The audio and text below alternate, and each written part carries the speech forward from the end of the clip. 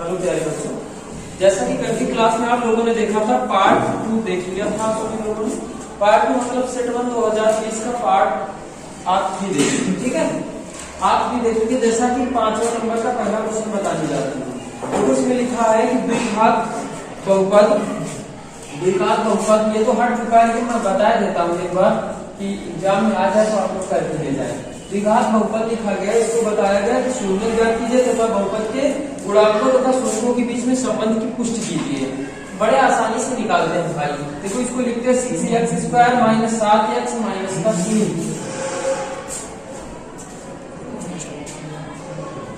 अब एक काम करते, सबसे पहले इसका गुणनखंड करते हैं शून्य निकालने के लिए। 7 × 18 न 2 × 18 होता है, माइनस का लाना है तो 9 × 2 मिला तो बड़ी वाली माइनस छोटी वाली 10 कर देते हैं, ठीक है। रखो 6x² माइनस का 9x प्लस का 2x माइनस का 3। यहाँ से आपका कॉमन मिल जाएगा 3x 3 2 जा 6 हो जाएगा, माइनस 3 3 जा 9 और प्लस 1 कॉमन ले लीजिएगा 2x माइनस 3।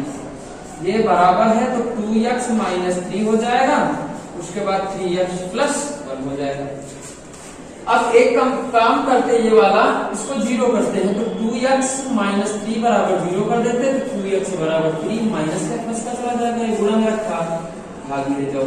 एक शून्य तो ये प्राप्त हुआ। दूसरा 3x प्लस 1 बराबर 0 कर देते हैं, 3x बराबर माइनस 1 कर देते हैं, x बराबर माइनस 1/3 कर देते हैं। ओके बेटा, दोनों मिलकर इनके बीच में कह रहा संबंध आप स्थापित कीजिए। संबंध आप लोग स्थापित करना जानते हैं। संबंध स्थापित करना है कि जैसे मान लीजिएगा इन दोनों को अगर जोड़ोगे, क्या लिखा, शून्यों का योगफल, शून्यों का योगफल, शून्यों का योगफल निकालना है, आपको पता है। तो इसको रखोगे 3/2 प्लस इसका लिखोगे 3/2 ही है ना, हाँ, माइनस 1/3। देखो ये आ जाएगा 3/2 माइनस 1/3, एलसीएम ले लो, 6 एलसीएम हो जाएगा तो ये हो जाएगा 2 3 जा 6, 3 3 जा 9 हो जाएगा, 3 2 जा 6 हो जाएगा, 2 1 जा 2 हो जाएगा, यानी कितना आ जाएगा 7/3 ये आ जाएगा। और एक इसी में निकालते हैं शून्यों का योगफल। शून्यों का योग होता है आपका कि माइनस b अपन है, यानी माइनस x का गुणांक बटे x² का गुणांक। अब यहाँ से देखिएगा क्या बताया, माइनस इसका गुणांक होता है, ये कटेगा तो है नहीं, ठीक। देखो माइनस x का गुणांक, तो माइनस x का गुणांक कितना है -7 अपन x² का गुणांक कितना 6, तो माइनस माइनस हो गया प्लस, यानी 7/6 आ जाएगा। ये बात समझ में आ गई, एक तो सत्यता की जाती होगी। अब शून्यों का योगफल गुणनफल निकालते हैं तो दोनों को गुणा करते हैं, दोनों का गुणा करेंगे यानी 3/3, यहाँ मैं लिख नहीं रहा हूँ, लिख लेना, तो 1/3, 3 से 3 कैंसिल हो जाएगा, यानी -1/2 आ जाएगा। अब निकालते हैं उस तरीके से निकालते हैं, वहां पे पढ़ा था कि आचार पद बटे x² का गुणांक। आचार पद आपके पास कितना है -3 बटे x² का गुणांक आपके पास कितना है 6 6 1 जा 6 6 2 जा नहीं 3 1 जा 3 3 2 जा 6, यानी -1/2। तो दोनों देखो ये बराबर है, दोनों ये बराबर, ये सत्यता की जांच होती है। बच्चों इस क्वेश्चन में देखिएगा, इसी का ख नंबर लिखा है, आप लोगों को समझना बड़े आसानी से समझ में आ जाएगा। ये आपकी स्पर्श रेखा बनी है और आपको पता है कि त्रिज्या और स्पर्श रेखा के बीच का कोण समकोण होता है, ये 90। अब ये पूरा कोण 100 बनना है तो आधा आधा कितना बनेगा 50 बनता है। और आपका ये वाला कोण पूछ रहा, OAB का मान पूछ रहा भाई। एक काम करिएगा, ये वाला देखो आपका त्रिभुज बन रहा, तो ये 90 ये 50 है, 9 5 14 यानी 140 हो गया। त्रिभुज के 3 अंतः कोणों का योगफल 180 अंश होता है।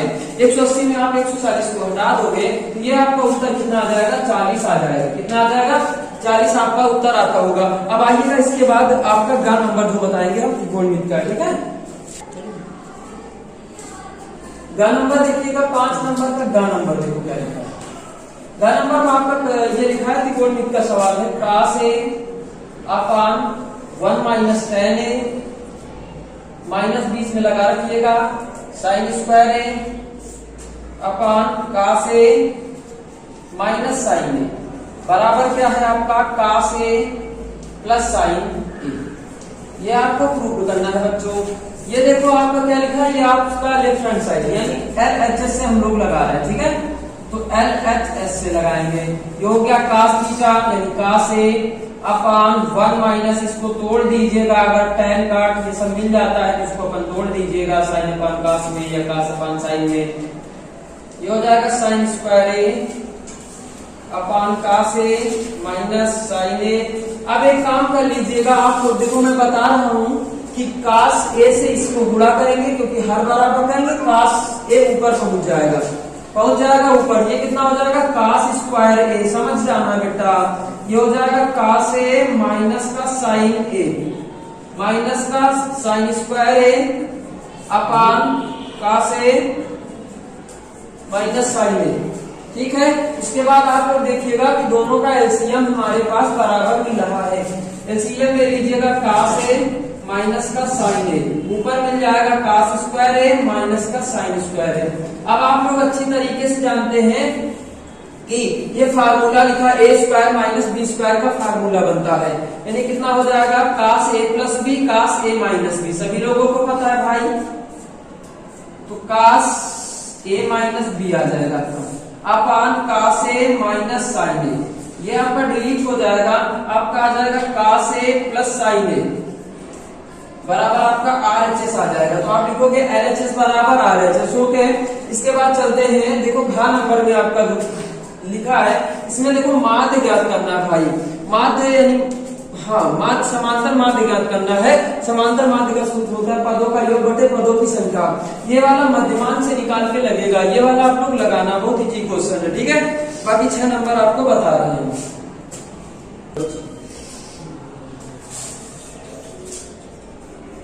आपका 6 नंबर का, ठीक है, 6 नंबर का कार्य में पड़ जाए।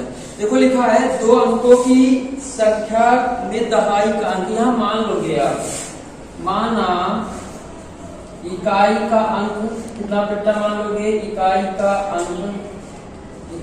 अंक आप मान लोगे y है, तथा दहाई का अंक कितना मान लोगे, दहाई का अंक आपका x है। प्रथम शर्त से आप यहाँ डील करोगे।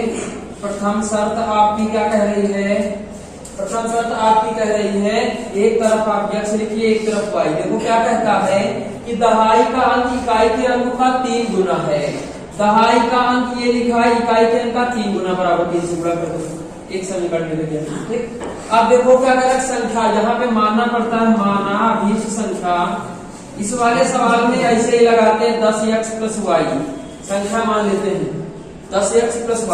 अब देखो द्वितीय शर्त से क्या लिखा है, द्वितीय शर्त आपका क्या कहता है कि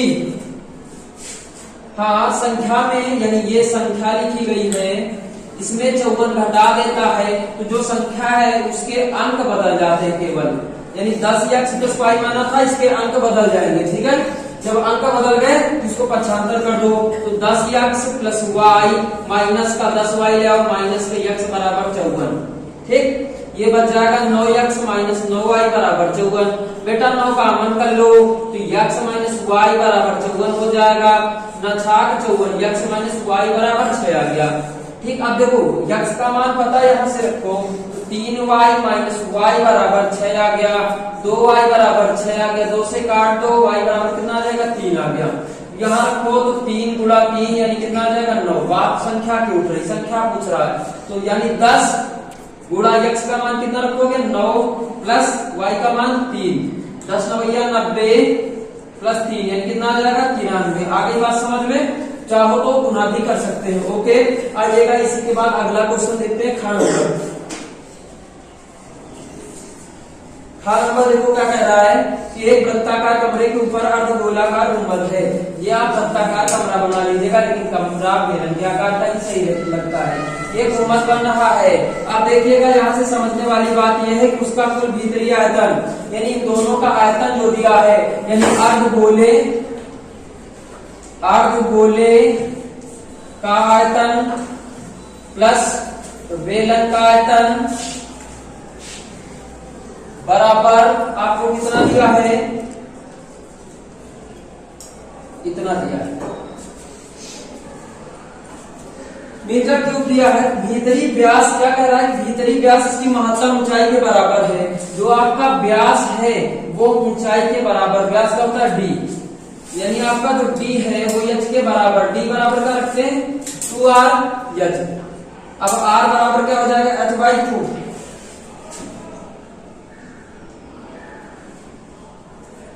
रखते हैं। अब देखो इसी सूत्र पे आप सभी लोग रख दीजिएगा। रखना यह है कि 2/3 पाई r क्यूब, r क्यूब हो गया प्लस इसका होता है पाई r स्क्वायर इंटू एच। अब देखो हाँ कहा क्या था कि भीतरी व्यास इसकी महत्तम ऊंचाई के बराबर। यहां समझने वाली बात यह है, ये आपकी ऊंचाई है। अब बात यहाँ पे ये उठती है कि जैसे मान लीजिएगा ये r है, ये भी तो r होगी। जब ये r होगी तो आप देखो बेलन की ऊंचाई जो होगी, बेलन की ऊंचाई आपकी क्या निकलेगी, बेलन की ऊंचाई बराबर, बेलन की ऊंचाई बराबर। अब देखो यच में r घटा दोगे तो मिलेगा ये किसके बराबर, 2r के, r बराबर r मिल जाएगा। यहाँ कितना रखोगे इसकी जगह पे r बराबर आपके पास कितना है ये। अब पूरा इसको आप लोगों को सलूशन करना है, जैसा कि एक सवाल भी आपकी किताब में दिया है। इसको सलूशन करने के बाद आपको यच का मान टोटल कितना आ जाएगा, 42 आ जाएगा आपको। ठीक है, आइएगा आगे वाला क्वेश्चन देखते हैं। गा नंबर देखो क्या कह रहा है, गा नंबर उसका यार दूरी का सवाल है, जो कि बहुत बढ़िया सवाल है। कह रहा है एक प्रकाश स्तंभ के शिखर से देखने पर समुद्र के दो जहाजों के अनुमान कोण क्रमशः, अनुमान कोण यहाँ बनते ऐसे। क्या कह रहा है, ध्यान से देखें, कोण क्रमशः 30, पहला कितना है 30 है, ये इतना 30 है, इतना 30 है तो ये का अंतर 30 हो गया। फिर कह रहा है दूसरा 45 है, 45 है, ये 45 हो गया। ठीक है बच्चों, उसके बाद यदि प्रकाश स्तंभ के एक ही ओर जहाज दूसरे जहाज के ठीक पीछे 50 मीटर की दूरी, यानी यहाँ पे 50 मीटर की दूरी पे है, तो प्रकाश स्तंभ की ऊंचाई, यानी इसकी ऊंचाई कितनी मान लेंगे हम लोग, यच मान लेते हैं। मानने के बाद अब देखो यहाँ से ए मान लो, बी मान लो, सी मान लो, डी मान लो, ये आपका समकोण त्रिभुज है। एक बार अब यहाँ से एक काम करते, देखो 1 मिनट सवाल में पढ़ लूं। एक प्रकाश स्तंभ के शिखर से देखने पर समुद्र दो जहाजों के अनुमान कोण क्रमशः 30-45 है। यदि प्रकाश स्तंभ के एक ही ओर एक जहाज, एक ही ओर दोनों जा रहे हैं, एक जहाज दूसरे के ठीक पीछे 50, ये 50 यहाँ पे नहीं है, 50 ही यहाँ पे दिया है, ठीक पीछे है इसके। ठीक है, इतनी दूरी कितनी मान लोगे, यक्ष मान लोगे। अब यहाँ से पहला मैं बता देता हूँ, पहला त्रिभुज लीजिएगा एबीसी, एबीसी से एक समीकरण बना लीजिएगा, आ जाएगा यक्ष बराबर ए, tan थीटा से लगेगा लंब बटे आधार से, यक्ष बराबर यक्ष आ जाएगा, ऊंचाई आपको प्राप्त करनी। उसके बाद दूसरा समीकरण लोगे ए बी डी, त्रिभुज एबीडी में क्या लिखना है, tan थीटा यानी tan 30 बराबर h/50 प्लस यक्ष, यक्ष की जगह पे यक्ष रख दोगे, बाकी हल कर लोगे, यक्ष बराबर मान आ जाएगा। जो आपका घ नंबर लिखा है, घ नंबर में माध्यिका और बहुलक बताना है, तो ये बहुलक आप भी बताओगे, माध्यिका भी आप लोग बताओगे। तो बहुत बढ़िया बेहद क्वेश्चन है घ नंबर में, ये आप लोगों को लगाना है। ठीक है, जब नहीं आएगा तो बताओगे, कमेंट करके हम बता देंगे। ओके, बाय, दैट्स ऑल, कल मिलेंगे फिर से।